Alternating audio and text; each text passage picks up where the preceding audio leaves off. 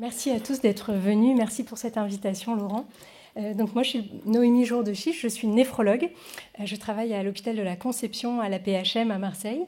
Et je travaille avec d'autres néphrologues et internistes et rhumatologues qui travaillent et qui cherchent à améliorer la prise en charge de l'atteinte rénale du lupus dans le cadre du groupe coopératif sur le lupus rénal. Et puis vous savez qu'à Marseille, on a la chance d'avoir là, depuis cette année, la mise en place progressive d'une grande plateforme de recherche dans les maladies immunitaires, et en particulier auto-immunes, qui s'appelle le Marseille Immunologie Biocluster et qui, j'espère, va permettre de faire accélérer la recherche dans les maladies du système immunitaire. Et on a eu cette année une labellisation centre de référence maladies rares, dont l'atteinte rénale du lupus, par notre filière néphrologique, qui sont les maladies rares rénales, et puis la filière des maladies auto-immunes rares, la FAI2R. Alors, le lupus rénal, d'abord, il faut que vous sachiez que c'est quelque chose qui est fréquent et qui est sévère. Quand on a un lupus rénal, ce qui est le cas chez une personne sur deux qui a un moment de sa vie dans son lupus systémique, pas juste les lupus cutanés, mais les lupus systémiques, une personne sur deux a un risque un jour de développer une atteinte rénale du lupus. Ça peut arriver dès le début du diagnostic. On ne savait pas encore qu'on a un lupus et tout arrive en même temps, y compris l'atteinte rénale. Ou bien ça peut arriver plus tard au cours du suivi. Et il faut savoir qu'on n'est pas tous égaux devant l'atteinte rénale, et en particulier les personnes lupiques à peau noire ont un risque plus important de faire une atteinte rénale du lupus. Est-ce que c'est embêtant de faire une atteinte rénale du lupus ? Oui, ça fait un peu un des critères de sévérité de la maladie, puisque les risques du lupus rénal, c'est de pouvoir développer une insuffisance rénale qui, quelquefois, si elle continue à progresser, peut amener à la nécessité de dialyse ou de transplantation rénale. C'est aussi, quand on a un lupus avec atteinte rénale, on a plus de risques cardiovasculaires, de faire des complications cardiovasculaires dont vous allez parler tout à l'heure avec le docteur Simoussi. Et puis, on a aussi plus de risques de faire des complications infectieuses, à la fois parce que le fait d'avoir une atteinte rénale du lupus, ça fragilise nos défenses immunitaires, et aussi parce que comme c'est une atteinte grave pour laquelle on a besoin de traitements assez puissants, et bien du coup, ces traitements puissants, ils diminuent nos défenses immunitaires, et donc on a plus de risques de faire des complications infectieuses. Alors d'abord, comment est-ce que ça se dépiste ? Est-ce que ça fait mal au rein d'avoir une atteinte rénale du lupus ? Eh bien, la réponse, c'est non, ça ne fait pas mal au rein, et donc on ne sent rien de spécial. Et quand on a une atteinte rénale du lupus, il peut y avoir quelquefois des signes cliniques, mais pas toujours. Ces signes cliniques, c'est quoi ?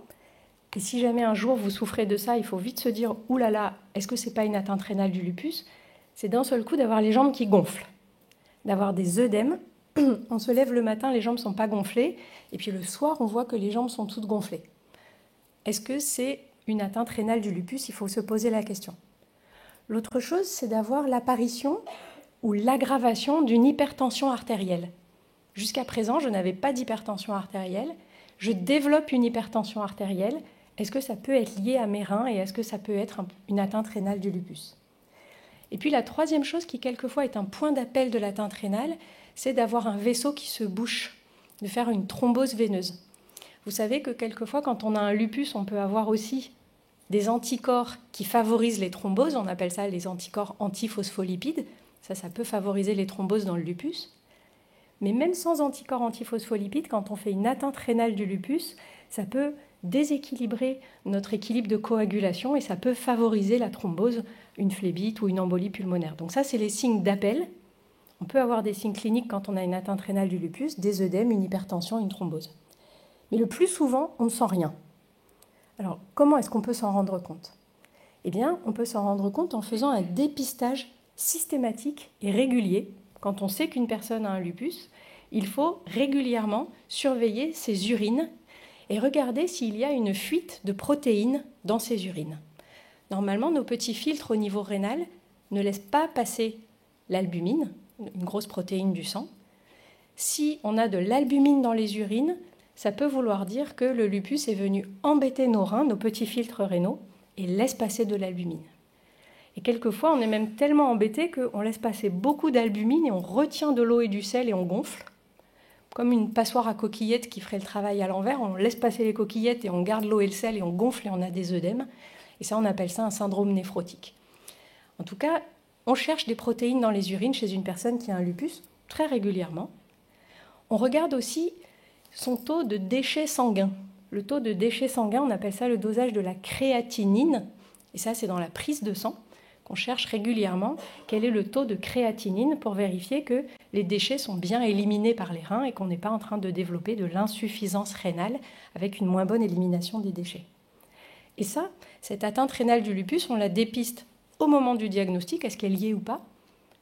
Au cours du suivi par la suite, par exemple tous les 6 mois, on vérifie en même temps que le bilan sanguin un bilan urinaire et on vérifie la pression artérielle.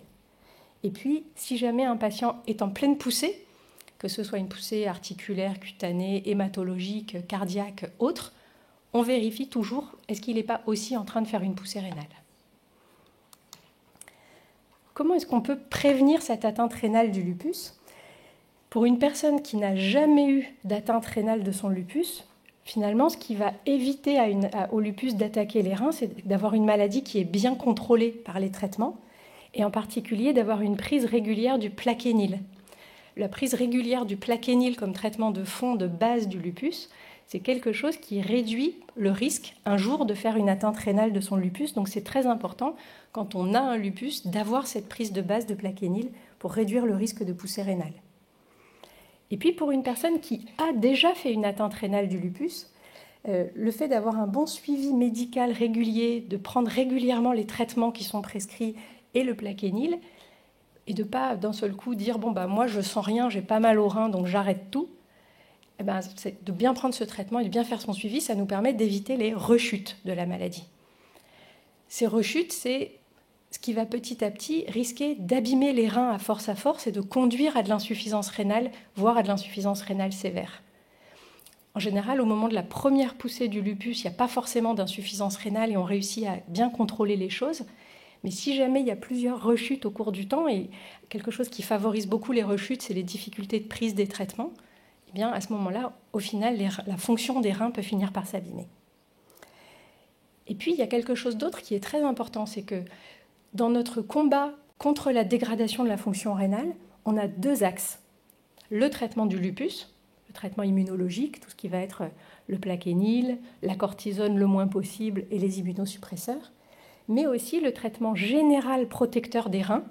Et ça, les personnes qui ont eu une atteinte rénale du lupus, on leur donne des traitements qu'on appelle néphroprotecteurs, qui aident un peu à resserrer les mailles des filtres rénaux et à réduire les protéines dans les urines, et qui sont aussi des médicaments qui font un peu baisser la tension artérielle, que certains d'entre vous connaissent peut-être, qui s'appellent par exemple le ramipril, le trandolapril, le l'irbesartan, le telmisartan, et puis le Forxiga ou le Jardiance. Tout ça, c'est des combinaisons de médicaments qu'on donne qui n'ont pas d'effet sur le lupus lui-même, mais qui ont un effet protecteur de la fonction rénale à long terme.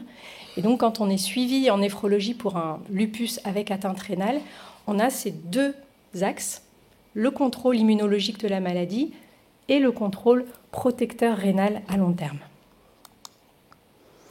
Les objectifs du traitement, quand on a des patients qui ont une atteinte rénale du lupus et qu'on va choisir le traitement, eh bien, il y en a plusieurs. C'est bien sûr, on veut éviter que le patient risque de mourir de son atteinte rénale. Une atteinte rénale, autrefois, quand on n'avait pas des traitements efficaces contre l'atteinte rénale, c'était quelque chose dont on pouvait mourir, l'atteinte rénale du lupus. On veut aussi éviter aux patients d'évoluer vers l'insuffisance rénale qui nécessite la dialyse ou la transplantation. On veut bien sûr réussir aussi à contrôler les manifestations extra-rénales de la maladie, les manifestations, par exemple les douleurs articulaires, etc. On veut améliorer la qualité de vie des patients. Et puis on veut leur permettre aussi de mener des grossesses dans des bonnes conditions. Et tout ça en essayant de trouver le bon équilibre, en étant suffisamment puissant dans nos traitements pour bien contrôler la maladie, sans non plus traiter trop fort les patients, parce qu'on ne veut pas non plus qu'ils aient un risque de complications infectieuses trop important. Et donc pour chaque patient, on adapte pour essayer au mieux de personnaliser le traitement selon la sévérité de l'atteinte, selon les atteintes extra-rénales, selon est-ce que c'est une première poussée ou est-ce que c'est déjà une rechute avec une maladie plus difficile à traiter, et pour réduire autant que possible le risque infectieux, tout en traitant suffisamment fort pour que ça ne risque pas de développer, pour que ça ne risque pas d'évoluer vers l'insuffisance rénale. Alors comment est-ce qu'on évalue la sévérité du lupus rénal? Pour ça, on a besoin de faire une biopsie rénale. Ce qu'on fait, c'est qu'on surveille régulièrement les protéines dans les urines des patients. Et puis, si on voit que la protéine dans les urines dépasse un certain seuil, eh bien, on va proposer une biopsie rénale. Comment ça se passe, une biopsie rénale? On utilise ce genre de pistolet. On ne l'enfonce pas jusque-là, hein, rassurez-vous. Ça dépend de la corpulence de la personne. Ça se fait sous anesthésie locale. La personne est allongée sur le ventre. On repère les reins avec l'appareil d'échographie. On fait une anesthésie de la peau, du tissu sous-cutané et jusqu'à l'enveloppe autour du rein. Seule l'enveloppe du rein est sensible. À l'intérieur du rein, on n'a pas de nerfs. C'est pour ça que même si on a une atteinte sévère du lupus, on ne sent rien de spécial, on n'a pas de douleur. Et donc quand on fait une biopsie rénale, on ne sent rien non plus, ça n'est pas douloureux.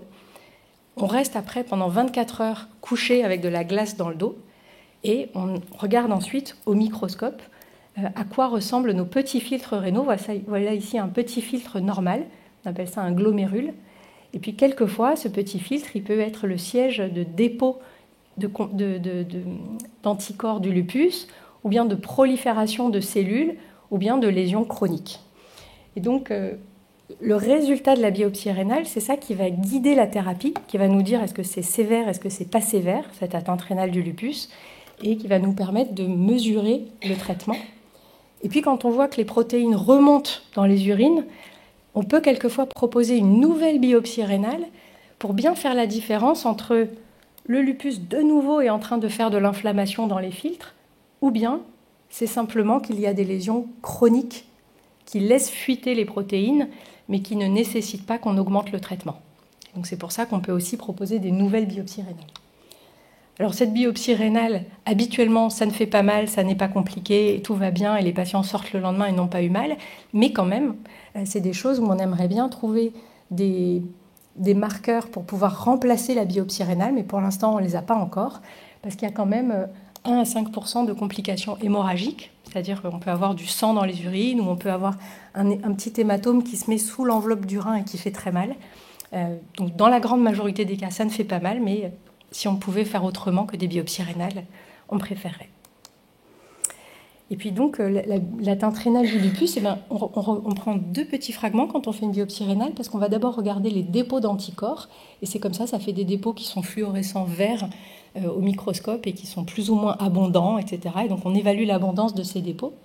Et puis ensuite, il y a plus ou moins d'inflammation dans les petits filtres. Vous voyez ici votre petit filtre normal, et ici, il est beaucoup trop rempli, celui-là, avec plein de cellules inflammatoires dedans. Le glomérule normal, il filtre le sang, il laisse passer l'eau, les ions, les déchets, mais il ne laisse pas passer l'albumine, il ne laisse pas passer les globules sanguins.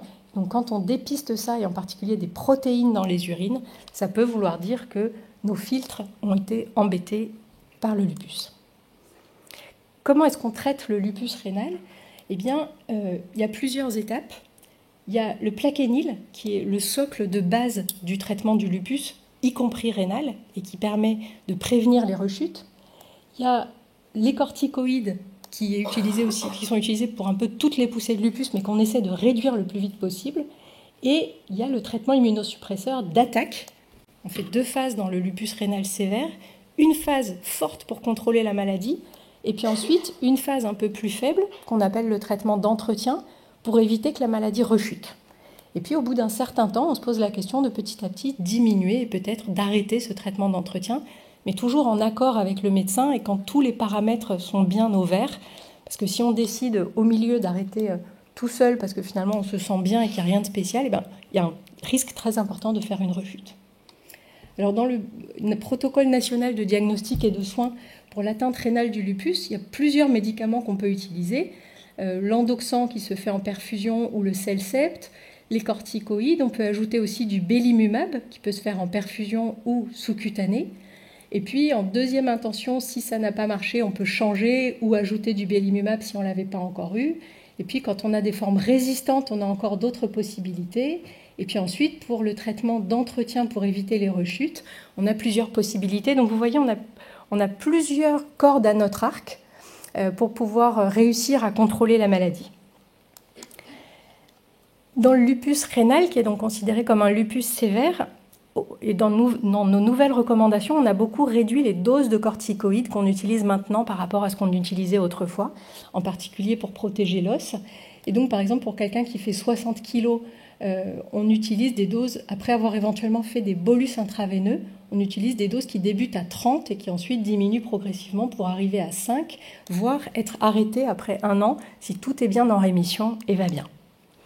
Et comment est-ce qu'on va suivre si le traitement est efficace ? Eh bien, on va regarder la protéinurie au départ et on va vérifier qu'au bout de 2 ou 3 mois, ça dépend des recommandations américaines ou européennes, que ça a bien diminué, puis bien encore diminué, puis que ça y est, on est arrivé en dessous du seuil de protéinurie pour dire on est en rémission de ce lupus rénal. Quelquefois, les patients ne répondent pas au traitement. Une des premières causes de non-réponse au traitement, c'est que le traitement n'est pas pris. Malheureusement, ça nous arrive assez régulièrement, qu'il ne soit pas très bien toléré ou qu'il soit difficile à le supporter physiquement ou psychologiquement, que le traitement ne soit pas pris. Donc on a besoin de vérifier vraiment que c'est un échec du traitement. On vérifie quelquefois les dosages, on refait quelquefois des biopsies rénales, on change ou on renforce le traitement. Et puis ce qui est très important, c'est que le lupus rénal, ce n'est pas juste traité immunologiquement, c'est aussi protéger les reins sur le long terme. L'activité du lupus, elle participe à la dégradation rénale, mais les lésions vasculaires liées à l'hypertension ou au tabac aussi participent à la dégradation rénale.